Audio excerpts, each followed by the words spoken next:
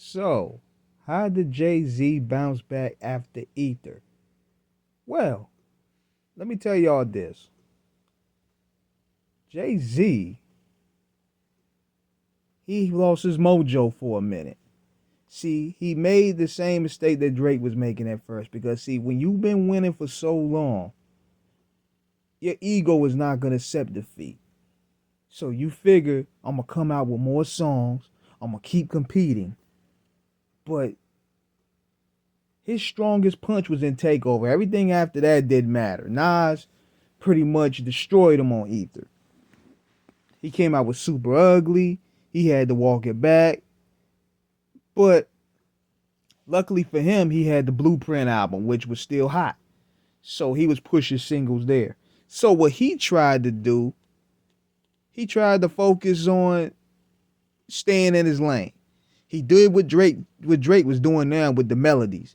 He went back to the standard commercial music, thinking that was going to really get him back in good graces with his audience. Because he was like, look, man, I ain't messing with Nas, man. Nas it's too much for me. So I'm going to go back to focusing on me and dropping hits. But the songs won't really hit. Like, he tried doing the album with R. Kelly.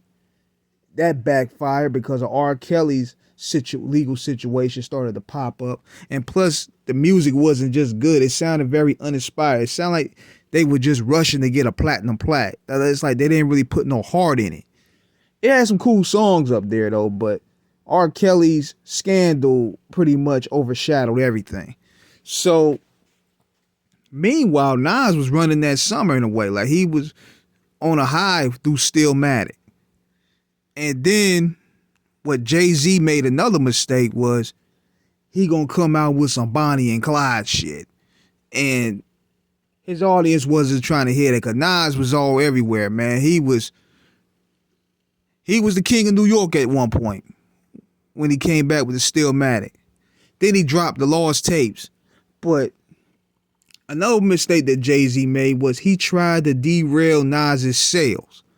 Knowing Nas was going to drop in the fourth quarter, Jay figured, yeah, let me go ahead and drop the Blueprint too, so I could, halt his momentum a little bit. He's been doing this throughout his career with Nas for some odd reason. Like, there's still a little silent competitor thing going on. But he tried it again and it backfired.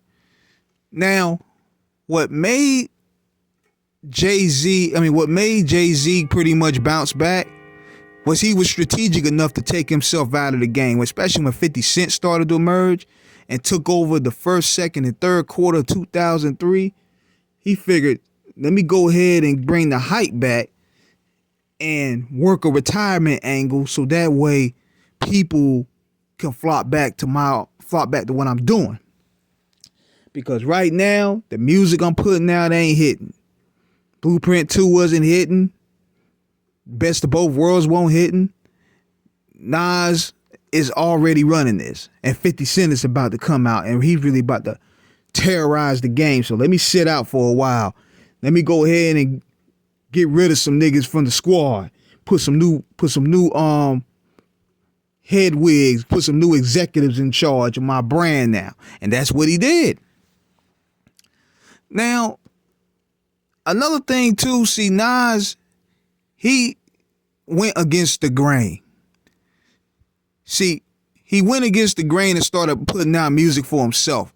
Like, Godson, production-wise, it was, a lot of people couldn't really flow with Salaam Remi's style. It was more like a real deep personal body of work. Same thing with Street Disciple in a way. He kind of started losing his focus within the mainstream audience. Because, see, what Nas should have done was he should have dropped something similar to Stillmatic in terms of sound. That would have been the 1-2 punch Jay won't work for. Just like Kendrick Lamar. Kendrick Lamar, he went back to the drawing board and he put out Gen X for his fans. Now, to Nas's credit, Godson was a pretty good album, but it didn't have a lot of legs for people to really play on the radio. Like Kendrick, on the other hand, that album there, you could play like 5-6 songs on rotation. Nas didn't give you that. Nas gave you a more personal body of work. And at the time, he was going through a lot, man. He lost his mother and everything, so he was mainly in a different space than Kendrick Lamar is today. So I totally understand. It's justified that Nas didn't really put out more so anthem type music, even though Made You Look was sick. But JayZ was able to bounce back. He was patient. He went ahead and took a year off, put out the Black album, made people miss him, and he resurrected his brand.